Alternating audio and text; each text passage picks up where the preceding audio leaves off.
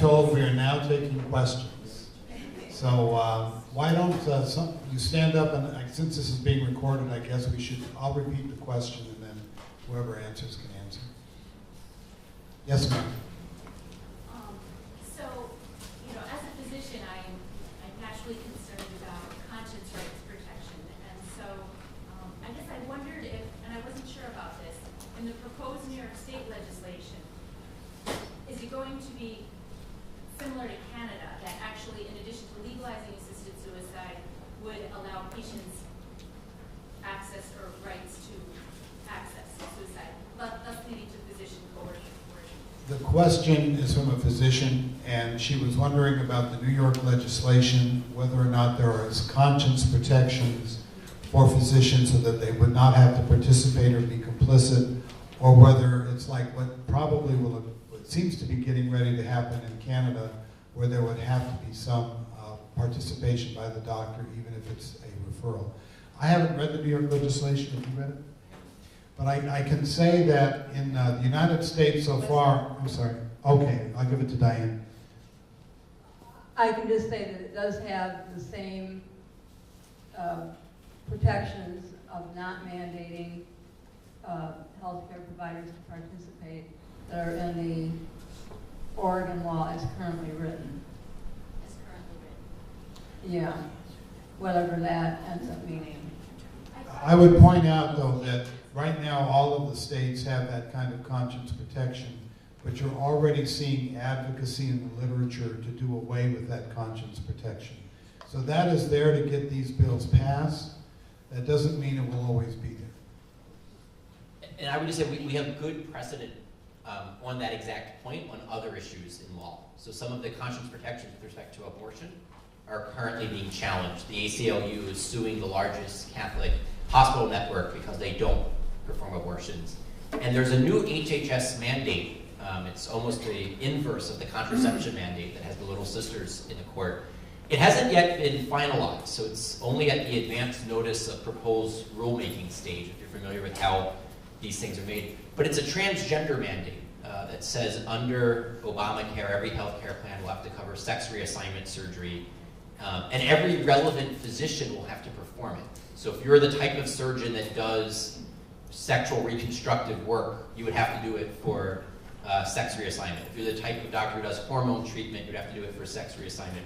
It has no exemptions, no exceptions for conscience, religious liberty, or simply medical judgment.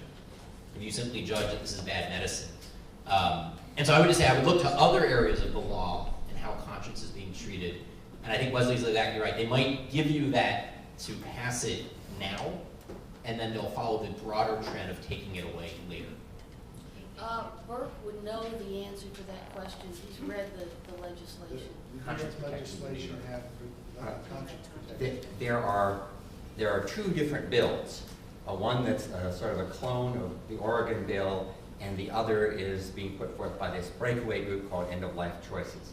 Under the Oregon bill, essentially the requirement is that if a healthcare facility doesn't want to provide assisted suicide, it must refer to it and to transfer you to some other healthcare provider who is willing to do it. The End of Life Choices bill is a little distinct, and the other thing that it says, incidentally, is that there can be no sanctions against anyone who is any healthcare provider who provides assisting suicide. So for example, if there were a healthcare facility like yours, and you had a doctor who was involved in assisting suicide, you could prevent that doctor from working at your facility. The End of Life Choices bill is a little changed. It says that if there's a facility that has an adopted policy to prevent this, then they can prevent the individual from doing assist suicides in that facility, but not outside. In other words, you can't say the only people who can work here are ones who are committed to not killing their patients. You just have to, you can say you can't kill them in our facility. Of course, that destroys First Amendment right to free association, but I digress. Yeah. Yeah. Diane, did I hear you say that you're not opposed to death with informed consent? Was that correct? And if you did say No, we don't oppose the. Let me say the question for the tape. The question was, Diane, did I hear you correctly to say Maybe that cut you're you not? off. Maybe you want to finish your question. Well, I was basically going to say, if you could explain that a little bit, and if I could hear a reaction from other people on the panel to that, thank you. You want to say the question, Diane? and then-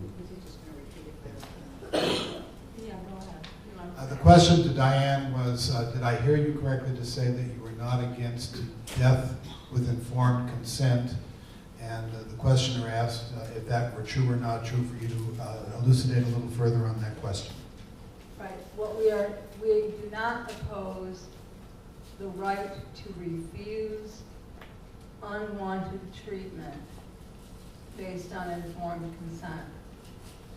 And I wanted to say that because we were opposing the court cases that were objecting to people turning off their ventilator, because what they were really saying was, get me out of this nursing home or else pull the plug. And the response of the courts and society was to ignore the get me out of the nursing facility and go with the, okay, we're happy to kill you. And so it's not that we say people have to have a ventilator if they don't want one. But what we are saying is it should be informed consent. And subtext, if they want to get out of a nursing facility and that would give them enough to be willing to go on with the ventilator, then yeah, get them out of the nursing facility. That's our message. What's the history after the Third Reich was defeated? Those laws that had already been enacted for a number of years with euthanasia. What's the history on those laws after the Third Reich crumbled? The question is, what is the history of the laws after the Third Reich crumbled? You mean in Germany? Yes. About that permitted euthanasia there. They're actually, the German situation, it wasn't really the Nazis, it was eugenics, and it was doctors who were actually doing it as a healing treatment, as our friend here, the one-time priest. Yes, it was now been laicized, right? Pointed out in his presentation. And there were two directives from Chancellor Hitler in that regard. One was a secret directive to allow infanticide, and this came about as a result of Baby Nauer, K-N-A-U-E-R, I believe, where this is a child born with disabilities, and by this time realized that Germany, since 1920, permission to destroy life unworthy of life, as was brought up, had been propagandized about that killing disabled children and people was actually a beneficial healing for the patient, for the family, and for the Reich. So when Baby Nauer was born blind and with other disabilities, the parents wrote to Chancellor Hitler saying, we would like this baby put down. Hitler sent his personal physician, Karl Brandt, to check out the situation with instructions to tell the doctors that if the situation was as the parents said, that the doctors could proceed and there would be no consequence, which is what happened. And by the way, that's the very kind of scenario Peter Singer discusses when he promotes infanticide from Princeton University. Then there was also something else called the Tiergarten 4, the T4 program, which was the prelude to the Holocaust in the sense of mass killing of disabled adults, testing with methods of killing, and so forth.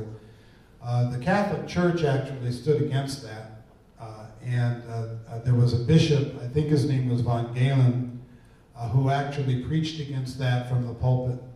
The SS threatened to take him. He said, come and get me and I'll be in my vestments. Himmler, I believe, said, well, this is now a secret that is no longer a secret. And that law was actually rescinded. The baby authorization, which was like an executive order, it wasn't a law, continued through the end of the war. And then after the war was over, doctors were so into this, they didn't require an order. They kept euthanizing disabled people until the Allies liberated these hospitals where it was happening. So then the laws didn't exist anymore because the Third Reich didn't exist. Yes, you make one next. Sir. Yes, thank you. I bring the perspective of being a family physician in this community for 30 years and also the county coroner in a rural county just to the east of here, Wayne County. And so I see death on a daily basis. My concern is that focusing on this legislation is too little too late, especially for this community. That assisted suicide is a de facto action by the hospice and palliative care advocates in this community. When a patient goes home from the hospital on hospice, they are given a stat pack of medication to include narcotics, benzodiazepines, and anticholinergic medication. And people with very little training are given quick instructions on how to use that medication on a regular basis until all 5 pains are alleviated by the cessation of respiration. And I would just like to make everyone aware of that and have comments from the panel regarding their experience in other communities.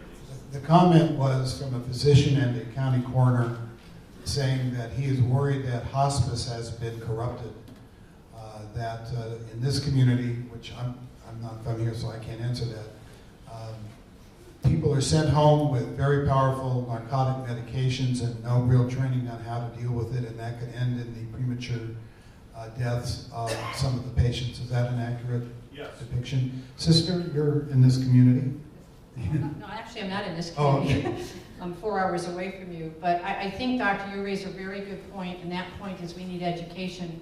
And the education not only for our professionals, but families as well. And I think that part of what we really need to be very strong on is to understand when you're sending somebody home with this type of a kit, or whatever you want to call it, what it really means in the context of who we are.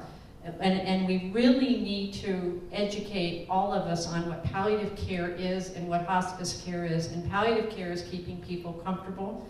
It is looking at all those 5 pains, and it doesn't mean giving 80 milligrams of morphine because all of a sudden I can't take it anymore looking at somebody suffer. It really truly means walking with and being compassionate with. So I think the only way that we can probably do something about that is the education and the knowledge that we have. We need to have more educational seminars on this to help families. And it comes from, all of us, not, the professionals, the physicians, the nurses and such, but all of us have to educate. Bert, do you have anything to add? Well, I would say there are sort of 2 aspects here. One which has been described, which sounds like negligence and inadequate education. It is also true, and there is no, well documented, I can't speak specifically to this community, but that there is a tendency to deliberately overdose with morphine to bring about death. Now, this is where we have to walk a very fine line, because on the one hand, there are instances, and Sister can speak more in detail to this, where as your tolerance of narcotics grows, a dose that would be clearly lethal for someone who has not developed that tolerance is the dose that's necessary in order to adequately manage your pain. So there's a distinction between titrating the level up to the degree that is in fact necessary to manage the pain on the one hand, and the sort of deliberate overdosing, however covered by subterfuge, to just sort of immediately dispatch the person. And both of those things are going on, and I guess it takes someone like a good county coroner to be able to tell the difference. It strikes me also, I was able to, for my book Culture of Death, interview Dame Cecily Saunders, who created the modern hospice movement, who would be appalled at what I just heard from the doctor. She was very set against assisted suicide. She said that pain can be controlled, the existential anguish can be alleviated in community and in solidarity. And she said that allowing assisted suicide was invidiously discriminatory because it denied the equal dignity of patients. I would say that there are very good hospices that do not do what the doctor just mentioned, and there may be a few that unfortunately do. If you have a loved one who is in a hospice circumstance, it is incumbent upon each and every one of us who love people to talk to that hospice and see what their philosophy is, and make it very clear that you want your loved one cared for, you want their pain controlled, you want their social needs met, you do not want their death hastened. You're telling us all about all these things that are happening.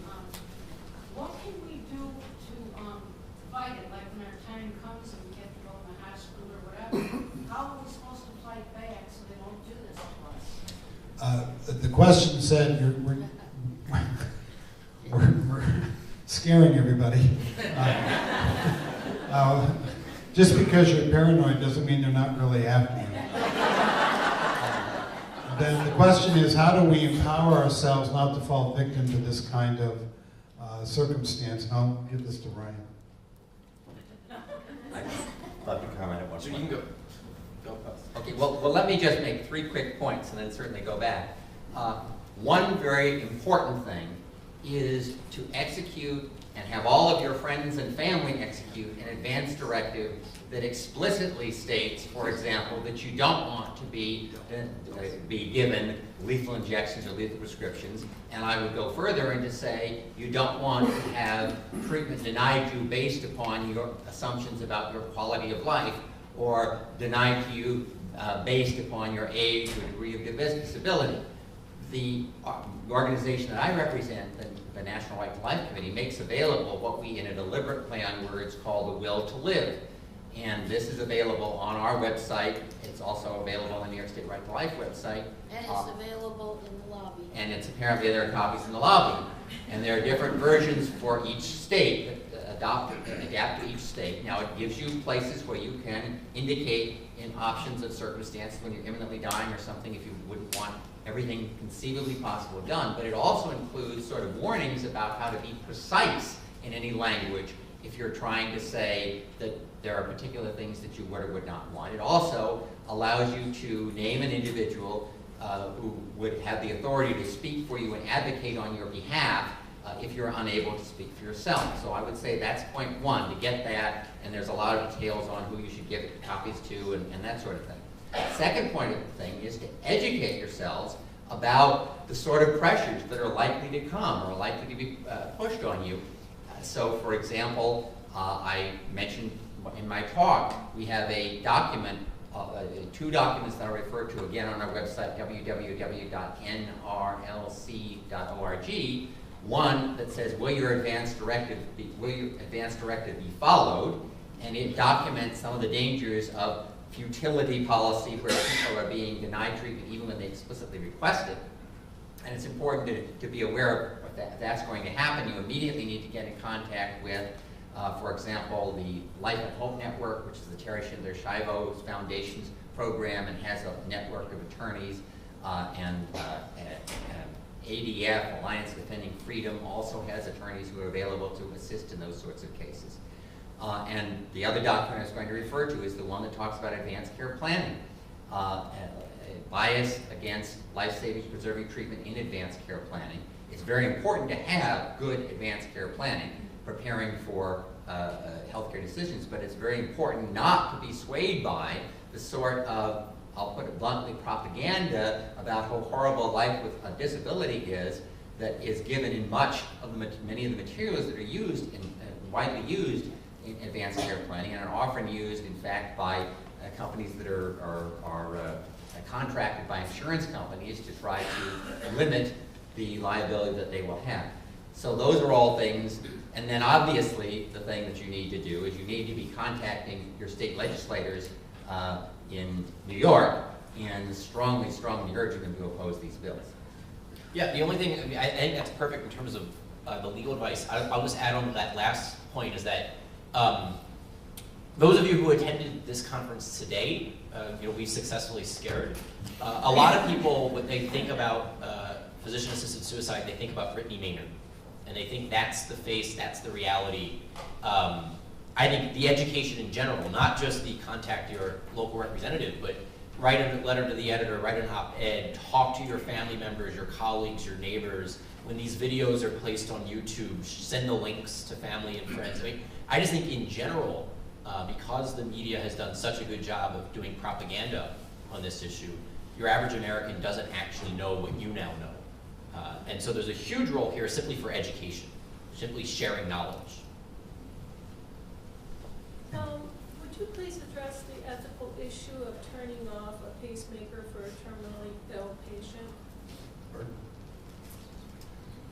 Well, I will address it from, I'm sorry, the question is, would you address the issue of turning off a pacemaker for a terminally ill patient? I will try to address it from what I consider to be the appropriate ethical analysis. That's not necessarily the legal analysis. My argument would be that an individual should not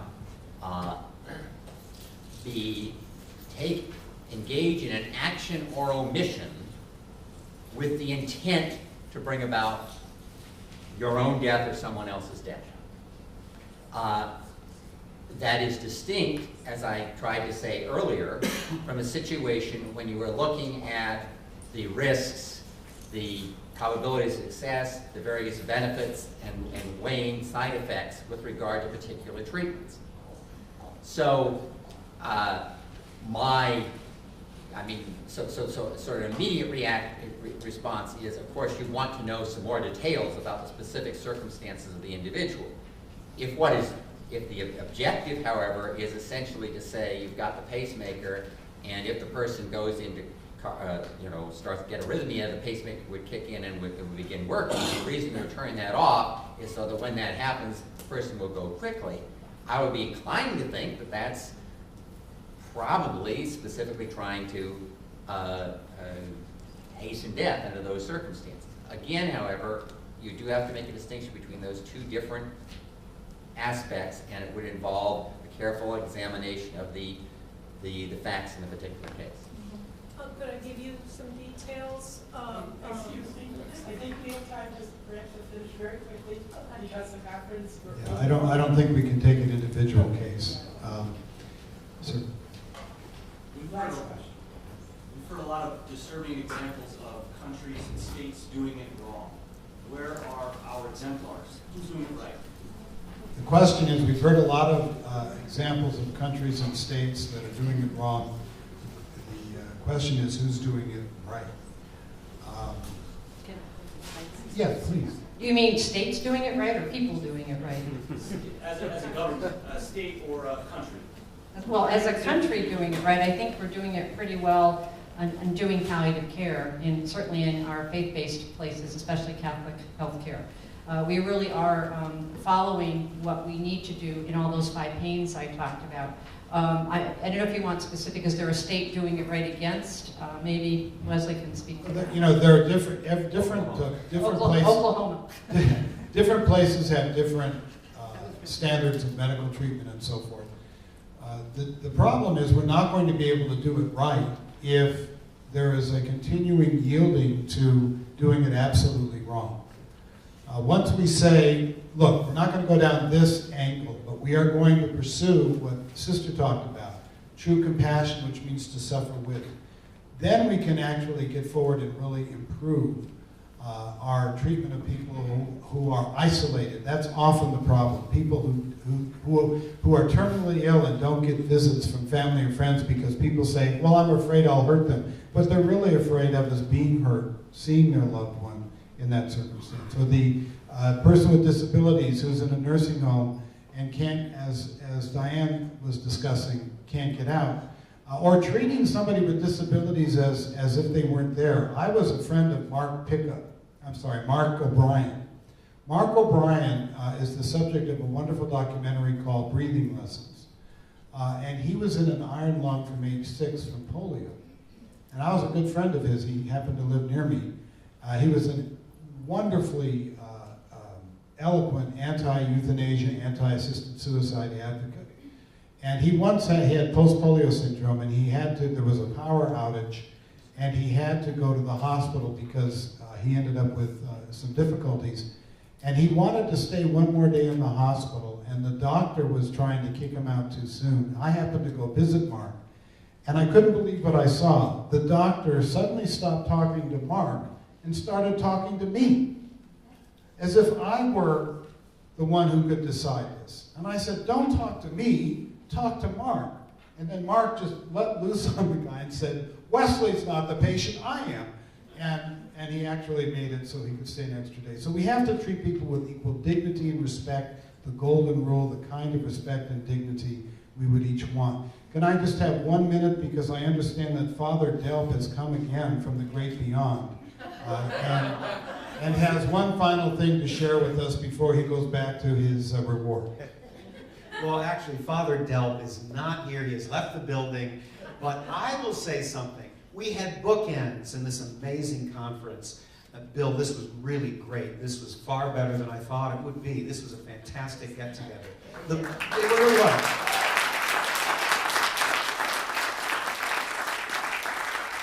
We heard from me at the beginning portraying a religious, and then we heard from a consecrated religious at the end. I think the bookends were summarized by Sister when she said, when she was fearing death in the airplane, later upon her reflection, does my life have purpose, and have I been loved? And of course, our life has purpose if we have loved. So if we can love and be loved in return, our lives have meaning, and that's what God gives us. That's the key to coming out of the darkness that tends to envelop us. But God bless everybody here, and thank you all for coming. Thank you all for staying so late. I think we need to end the conference at this point. I think the speakers may stick around a little while if people have individual questions. Just for purposes of scope here, there are a lot of problems going on both here and that I've come across while I've been in court in different cases, and they're all at the fringes and starvation and different things. But the topic here was crossing the line between intentionally killing a person by a lethal injection or a lethal prescription, and that's where this effort is going, and which it needs to be addressed. Locally, the St. Thomas More Lawyers Guild have given some programs on end-of-life options from the various religions, including the magisterium's position, which even there was opposition from certain dissident Catholics that wouldn't accept that. So it's kind of a struggling battle, but I think we're making a lot of progress today in addressing it. I know Ryan Anderson's Public Discourse came out with something on the pacemaker, because all that's new stuff, and they're coming out with different, not only medical, but ethical aspects of it, and I think the Catholic Bishops' ethics group does that periodically too, and you can even call them and ask them an ethical question from your faith as to what's appropriate and what isn't. So thank you all for coming. I think what made the program great is all the speakers that are up here from the quality, so thank you again.